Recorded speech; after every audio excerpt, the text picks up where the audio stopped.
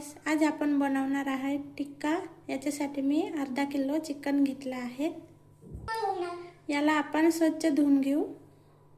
लसूण आणि जिरं बारीक कुटून घेतले।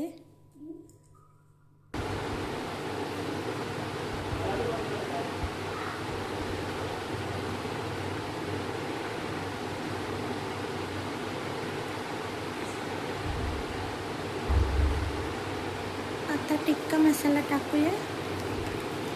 मी असं टाकून देते कोरडाच। याला आता व्यवस्थित मिक्स करून घेऊ। मी मसाला मिक्स करून घेतला आहे। आता याला 10 ते 15 मिनिटं मॅरिनेट होऊन देऊ। मी इथं तेल गरम करायला ठेवलं आहे। आता टिक्का टाकूया।